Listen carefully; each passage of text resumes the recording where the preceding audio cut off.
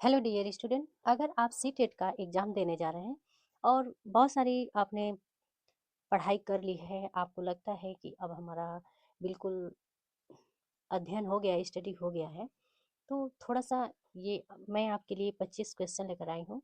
तो इसको देख लीजिए और अपने आप को आँक भी लीजिए। देखिए आपके कितने क्वेश्चन सही हो रहे हैं। तो चलिए इन प्रश्नों को शुरू करते हैं और देखते हैं। हमारा पहला प्रश्न कह रहा है कि अहमदाबाद सूती वस्त्र उद्योग का केंद्र है। तो निम्नलिखित में से कौन-सा कारक अहमदाबाद में वस्त्र उद्योगों के फलने-फूलने के लिए उत्तरदायी है? पहला ऑप्शन है भारत सरकार की औद्योगिक नीति, दूसरा है सस्ते दामों पर श्रम शक्ति की उपलब्धता, और तीसरा है यह कपास की खेती वाले क्षेत्र के पास है, और चौथा हमारा ऑप्शन है कि तूतीकोरिन पतन तक पहुंचना आसान है। ठीक है, तो इसका हमारा करेक्ट आंसर हो जाएगा, कि यह कपास की खेती वाले क्षेत्र के पास है। ठीक है, नेक्स्ट क्वेश्चन देखते हैं। क्वेश्चन नंबर सेकंड क्या कह रहा है? क्वेश्चन नंबर सेकंड कह रहा है कि बागान, जो वाणिज्यिक कृषि का एक प्रकार है, को भारी मात्रा में किसकी आवश्यकता होती है? पहला है भूमि और पूंजी, दूसरा है केवल पूंजी, और तीसरा है भूमि और श्रम, और चौथा हमारा ऑप्शन है श्रम और पूंजी। ठीक है, तो इसका करेक्ट आंसर हम बताएंगे कि इसका करेक्ट आंसर क्या हो जाएगा। तो इसका करेक्ट आंसर होगा हमारा भूमि और पूंजी। ठीक है, नेक्स्ट क्वेश्चन देखते हैं। क्वेश्चन नंबर थर्ड क्या कह रहा है? क्वेश्चन नंबर थर्ड कह रहा है कि ब्लैकफुट इंडियन है क्या है? क्यूबा में बगान में काम करने वाला है, कनाडा में प्रवासी भारतीय हैं, थर्ड ऑप्शन है निकोबार द्वीप समूह में प्रचलित बीमारी है, और फोर्थ हमारा ऑप्शन है कि उत्तरी अमेरिका में एक देसी जनजाति है। ठीक है, तो इसका करेक्ट आंसर हो जाएगा कि ब्लैकफुट इंडियन है। हमारा ऑप्शन होगा फोर्थ कि यह उत्तरी अमेरिका में एक देसी जनजाति है। ठीक है, नेक्स्ट क्वेश्चन देखते हैं। क्वेश्चन नंबर फोर हमारा कह रहा है कि भारतीय उपमहाद्वीप में उन मृत जीव जंतुओं को खाने के बाद गिद्ध की जो किडनी होती है वो काम न करने के कारण मरने लगे थे, तो जिनका उपचार किसके साथ किया गया था? तो इसका हमारा ऑप्शन ऑप्शन पहला है आइब्रोप्रोफोन, और दूसरा है एल्ड्रिन, और तीसरा है डाइक्लोफेनेक, और चौथा है एस्पिरिन। तो इसका राइट आंसर हो जाएगा डाइक्लोफेनेक। फोर का हमारा आंसर थर्ड हो जाएगा। नेक्स्ट क्वेश्चन देखते हैं। क्वेश्चन नंबर 5 कह रहा है कि पवन क्रियाएं जो छत्रक सेल बनाती हैं वो प्रायः कहाँ पाए जाते हैं? पहला है रेगिस्तानों में, दूसरा है उष्णकटिबंधीय तटीय क्षेत्रों में, तीसरा है पहाड़ों में, चौथा है पठारों में। ठीक है, तो पवन क्रियाएं छत्रक सेल बनाती हैं तो ये प्रायः रेगिस्तान में पाई जाती हैं। जो बालू होता है, रेगिस्तान का रेत होता है, तो जब पवन चलती है तो उड़ उड़ के इकट्ठा होकर बनता है छत्रक सेल, छतरी नुमा बन जाता है, तो वो रेगिस्तान में पाया जाता है। नेक्स्ट क्वेश्चन देखते हैं। क्वेश्चन नंबर 6 कह रहा है कि 1857 के विद्रोह के परिणाम के रूप में निम्नलिखित में से कौन सा परिवर्तन ब्रिटिश संसद द्वारा लाया गया था? पहला ऑप्शन है ब्रिटिश कैबिनेट के एक सदस्य को भारत के लिए राज्य सचिव नियुक्त किया गया, दूसरा है ऑप्शन उन प्रभुत्वशाली हिंदू और मुस्लिम नागरिकों की जमीन और संपत्ति जब्त कर ली गई जिन्होंने विद्रोह का समर्थन किया था, थर्ड हमारा ऑप्शन है कि पठार और सिख सैनिकों के ब्रिटिश भारतीय आर्मी में शामिल होने पर प्रतिबंध लगाया गया, और चौथा हमारा ऑप्शन है कि देश के सभी शासन अध्यक्षों को यह चेतावनी दी गई कि यदि वे किसी भी विद्रोह का समर्थन करते हैं तो उनके विरुद्ध सैनिक कार्रवाई की जाएगी। ठीक है, तो इसका हमारा करेक्ट आंसर होगा कि जो ब्रिटिश कैबिनेट के एक सदस्य को भारत के लिए राज्य सचिव नियुक्त किया गया था, तो ये हमारा 6 का करेक्ट आंसर हो जाएगा। नेक्स्ट क्वेश्चन देखते हैं। नेक्स्ट क्वेश्चन 7 है। क्वेश्चन कह रहा है कि 1720 में ब्रिटिश सरकार ने खाली स्थान के लिए कैलिको अधिनियम पारित किया गया। ठीक है, तो पहला ऑप्शन है इंग्लैंड में कैलिको सूती कपड़ा उद्योग को बढ़ावा देने के लिए, दूसरा है इंग्लैंड में कैलिको सूती कपड़ों का उत्पादन करने, तीसरा है इंग्लैंड में छापेदार सूती वस्त्रों छींट के उपयोग पर पाबंदी लगाने, और चौथा है कालीकट के विद्रोहियों को दंड देने। ठीक है, तो इसका आप करेक्ट आंसर बताएंगे। तो 7 का हमारा करेक्ट आंसर हो जाएगा कि इंग्लैंड में छापेदार सूती वस्त्र कपड़ों छीट के उपयोग पर पाबंदी लगाने के लिए कैलिको अधिनियम पारित किया गया था। याद रखिएगा कि 1720 में ब्रिटिश सरकार ने इंग्लैंड में छापेदार सूती कपड़ों छीट के उपयोग पर पाबंदी लगाने के लिए कैलिको अधिनियम को पारित किया था। ठीक है, नेक्स्ट क्वेश्चन देखते हैं। क्वेश्चन नंबर 8 हमारा क्या कह रहा है। क्वेश्चन नंबर 8 कह रहा है कि परमाणु ऊर्जा संयंत्रों में बिजली खाली स्थान की प्रक्रिया उत्पादित की जाती है। पहला ऑप्शन है नाभिकीय संगठन संगठन, और दूसरा है परमाणुवीय कंपन, तीसरा है नाभिकीय संलयन, और चौथा है नाभिकीय विखंडन। ठीक है, तो आप करेक्ट आंसर इसका बताएंगे कि परमाणु ऊर्जा संयंत्रों में बिजली खाली स्थान भरेंगे और की प्रक्रिया उत्पादित की जाती है। किसके द्वारा की जाती है? तो नाभिकीय विखंडन के द्वारा की जाती है। तो 8 का हमारा 4 जो है करेक्ट आंसर हो जाएगा। यानी कि परमाणु ऊर्जा संयंत्रों में बिजली नाभिकीय विखंडन की प्रक्रिया उत्पादित की जाती है। ठीक है, नेक्स्ट क्वेश्चन देखते हैं। क्वेश्चन नंबर 9 कह रहा है कि तांती मोमिन और देवांग समुदाय खाली स्थान में लगे हुए थे। क्या लगे हुए थे? तो पहला ऑप्शन है लकड़ी के काम, दूसरा है बर्तन बनाने के काम, तीसरा है चमड़े के काम, और चौथा है चुनने के काम। तो आप इसका करेक्ट आंसर बताएंगे कि ताती मोमिन और देवांग समुदाय किसमें लगे हुए थे? तो ये चुनने के काम में लगे हुए थे। तो 9 का हमारा ऑप्शन 4 करेक्ट हो जाएगा।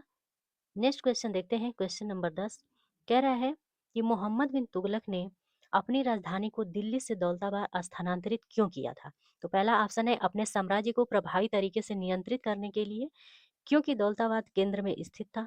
दूसरा ऑप्शन है उत्तरी भारत में उसे पर्याप्त राजस्व प्राप्त नहीं हो पा रहा था इसलिए, या फिर तीसरा ऑप्शन है मंगोलों से बचने के लिए, और हमारा चौथा ऑप्शन है कि दक्षिणी शासकों को दंडित करने के लिए। ठीक है, तो हमारा इसका करेक्ट आंसर हो जाएगा। क्वेश्चन नंबर 10 का करेक्ट आंसर होगा कि मोहम्मद बिन तुगलक ने अपनी राजधानी को दिल्ली से दौलताबाद स्थानांतरित अपने साम्राज्य को प्रभावी तरीके से नियंत्रित करने के लिए किया था, क्योंकि दौलताबाद केंद्र में स्थित था। ठीक है, तो 10 का हमारा फर्स्ट ऑप्शन करेक्ट हो जाएगा। नेक्स्ट क्वेश्चन देखते हैं। क्वेश्चन नंबर 11 कह रहा है कि भारतीय इतिहास को प्राचीन, मध्य और आधुनिक कालों में विभाजित करने में समस्याएं भी हैं। तो निम्नलिखित में से वह समस्या कौन सी है?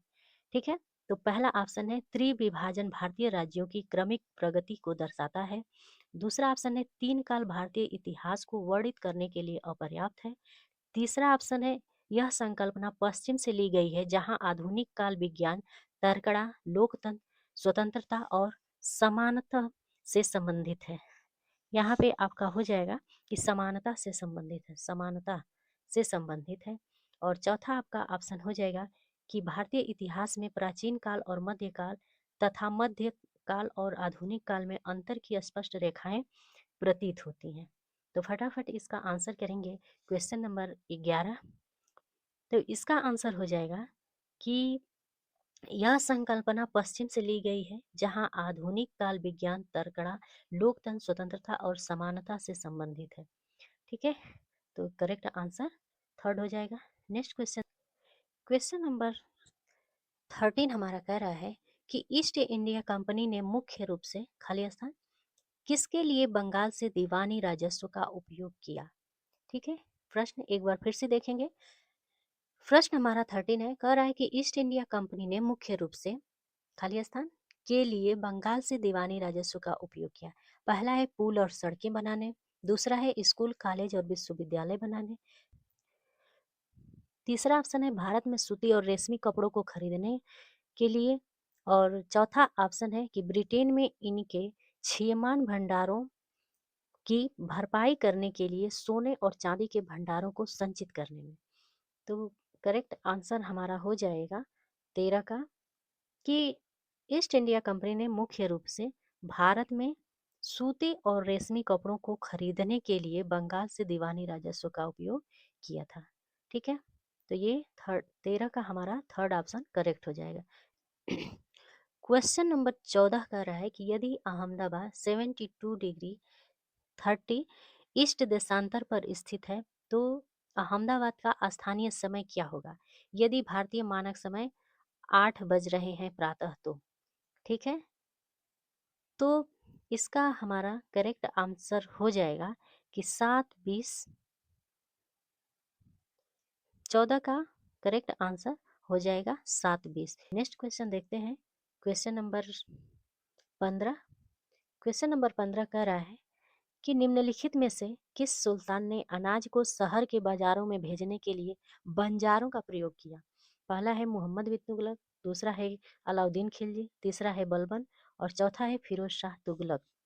ठीक है, तो इसका करेक्ट आंसर होगा कि जो अलाउद्दीन खिलजी था, इसी ने शहर के बाजारों में भेजने के लिए बंजारों का प्रयोग किया था। नेक्स्ट क्वेश्चन देखते हैं, क्वेश्चन नंबर 16 क्या कह रहा है। क्वेश्चन नंबर 16 कह रहा है कि बिदरी क्या है। ठीक है, बिदरी क्या था। बिदरी बीदर में उत्पादित सूती कपड़े का एक प्रकार, दूसरा है बीदर में उत्पादित तांबे के बर्तनों का एक प्रकार और तीसरा है बीदर के शिल्पकारों द्वारा तांबे और चांदी में किया गया जड़ाऊ काम और चौथा है कि बीदर में उत्पादित रेशमी कपड़े का एक प्रकार। तो आप बताएंगे बीदरी क्या था। तो बीदरी आपका था बीदर के शिल्पकारों द्वारा तांबे और चांदी में किया गया जड़ाऊ काम था, जिसको बीदर जिसे बिदरी कहा जाता है। नेक्स्ट क्वेश्चन देखते हैं, क्वेश्चन नंबर हमारा 70 क्या कह रहा है। क्वेश्चन नंबर 70 कह रहा है कि आदिवासी जनजातीय लोग अपना पिछला लिखित रिकॉर्ड नहीं रखते हैं। वर्तमान के इतिहासकार आदिवासियों का इतिहास कैसे लिखते हैं। ठीक है, तो ऑप्शन ए प्राकृतिक परंपराओं का प्रयोग करके लिखते हैं, दूसरा है ऑप्शन है कि आदिवासी पौराणिक कथाओं का प्रयोग करके और तीसरा ऑप्शन है कि पुरातात्विक स्रोतों का प्रयोग करके और चौथा ऑप्शन है कि वाचिक परंपराओं का प्रयोग करके। तो इसका हमारा करेक्ट आंसर हो जाएगा कि वाचिक परंपराओं का प्रयोग करके इतिहास को लिखते थे। ठीक है, तो 17 का 4 हमारा करेक्ट आंसर हो जाएगा। नेक्स्ट क्वेश्चन देखते हैं, क्वेश्चन नंबर 18 कह रहा है कि पितरा ड्यूरा था या थी। ठीक है, पितरा ड्यूरा क्या है। तो पितरा ड्यूरा यूनानी देवता है, पहला ऑप्शन है, दूसरा ऑप्शन है धात्विक तकनीक है, तीसरा ऑप्शन है भवनों को सजाने की शैली है और चौथा ऑप्शन है उत्तराधिकारी की भूमिका है। तो पितरा डूरा आपका ऑप्शन हो जाएगा कि पितरा डूरा भवनों को सजाने की शैली है। ठीक है, नेक्स्ट क्वेश्चन देखते हैं, क्वेश्चन नंबर 90 क्या कह रहा है। क्वेश्चन नंबर 90 कह रहा है कि निम्नलिखित में से कौन सा 9वीं शताब्दी के मंदिर स्थापत्य कला का हिस्सा था। पहला ऑप्शन है सजावटी द्वार, दूसरा ऑप्शन है रंगशाला नृत्य प्रस्तुत करने की जगह, तीसरा ऑप्शन है यज्ञ देवी पवित्र मंत्रों का उच्चारण करने की जगह और चौथा है हवन कुंड वर्ग पिरामिडाकार कुंड जिसमें अग्नि प्रज्वलित की जाती है। ठीक है, तो इसका आंसर हो जाएगा 19 का कि प्रश्न क्या कह रहा है कि निम्नलिखित में से कौन सा 9वीं शताब्दी के मंदिर स्थापत्य का कला का हिस्सा था। तो सजावटी द्वार जो था ये 9वीं शताब्दी के मंदिर स्थापत्य कला का हिस्सा था। ठीक है, तो 19 का हमारा ऑप्शन फर्स्ट करेक्ट आंसर हो जाएगा। नेक्स्ट क्वेश्चन देखते हैं, क्वेश्चन नंबर 20 कह रहा है कि ब्रिटिश सरकार द्वारा सन 1957 में निम्नलिखित में से कौन से 3 विश्वविद्यालय स्थापित किए गए थे। पहला ऑप्शन है कलकत्ता बम्बई तथा पंजाब, दूसरा ऑप्शन है कलकत्ता बम्बई तथा दिल्ली, तीसरा ऑप्शन है कलकत्ता मद्रास तथा बम्बई और चौथा ऑप्शन आपका है कि कलकत्ता मद्रास तथा बनारस। ठीक है, तो इसका करेक्ट आंसर देंगे 20 का कि कौन से वो 3 विश्वविद्यालय थे जो स्थापित किए गए थे। तो वो विश्वविद्यालय थे कलकत्ता मद्रास और बम्बई। तो हमारा थर्ड ऑप्शन करेक्ट हो जाएगा। ठीक है, तो 20 का थर्ड करेक्ट आंसर होगा। नेक्स्ट क्वेश्चन देखते हैं, क्वेश्चन नंबर 21 कह रहा है 9वीं शताब्दी में कीरा मुखियाओं ने जिस क्षेत्र पर शासन किया वह वर्तमान में खाली स्थान में स्थित है, कहाँ पे स्थित है। ठीक है, तो हमारा पहला ऑप्शन है उत्तराखंड उत्तर प्रदेश में, पहला ऑप्शन है पंजाब हरियाणा और तीसरा ऑप्शन है छत्तीसगढ़ मध्य प्रदेश और चौथा ऑप्शन है झारखंड बिहार। ठीक है, तो 12वीं शताब्दी में कीरा मुखियाओं ने जिस क्षेत्र पर शासन किया वह वर्तमान में छत्तीसगढ़ में स्थित है। तो हमारा करेक्ट आंसर हो जाएगा 21 का 3। ठीक है, नेक्स्ट क्वेश्चन देखते हैं। क्वेश्चन नंबर 22 कह रहा है, थोड़ा साइज बड़ा करेंगे। ठीक है, तो 22 क्वेश्चन कर रहा है कि निम्नलिखित में से कौन सा राज्यों का संयोजन त्रिविभाजन संघर्ष में शामिल था। ठीक है, पहला ऑप्शन है राष्ट्रकूट, पाल, गुर्जर और प्रतिहार। ठीक है, और दूसरा ऑप्शन है पाल, चोल, गुर्जर, प्रतिहार। तीसरा ऑप्शन है चोल, राष्ट्रकूट, पाल।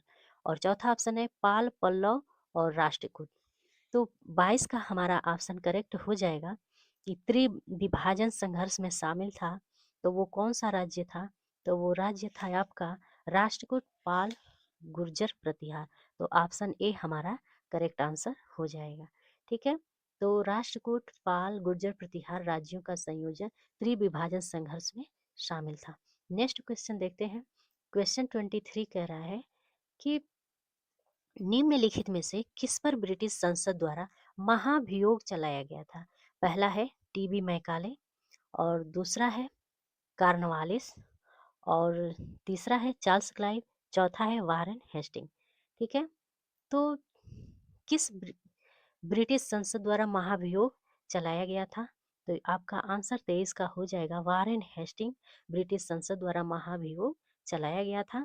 तो 23 का हमारा फोर्थ आंसर करेक्ट हो जाएगा। नेक्स्ट क्वेश्चन देखते हैं। क्वेश्चन नंबर 24 कह रहा है कि निम्नलिखित में से ग्रहों का कौन सा संयोजन गैसीय ग्रह कहलाता है? ठीक है, बृहस्पति, शनि, यूरेनस और नेपच्यून।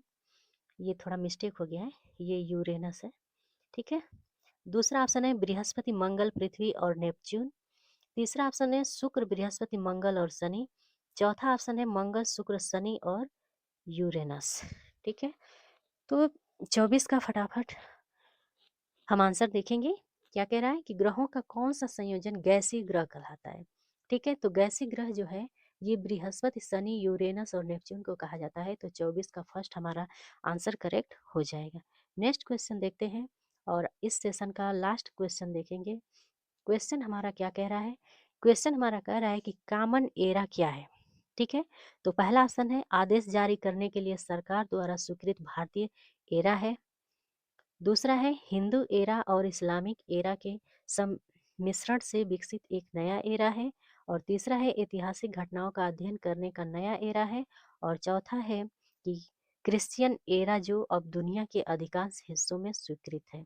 ठीक है, तो इसका करेक्ट आंसर करेंगे।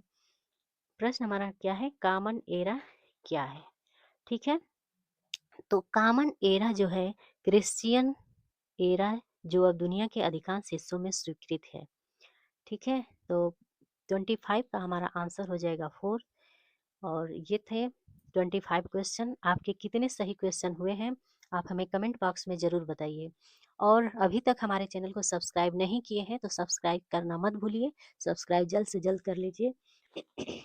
इस चैनल के माध्यम से आपको यूजीसी नेट और टीजीटी पीजीटी और बिहार स्टेट के बारे में खास करके होम साइंस सब्जेक्ट से ज़्यादा जानकारी दी जाएगी। हर एक क्वेश्चन कराया जाएगा। तो इस चैनल को सब्सक्राइब जरूर कर लीजिए ताकि हर वीडियो आप तक पहुंच सके। और सारे पीवाई की जितने भी क्वेश्चन पेपर हैं वो सारे इस चैनल पे अपलोड होंगे, डाले जाएंगे। और आप लोग देखिए और पढ़िए इस चैनल से। Thank you so much.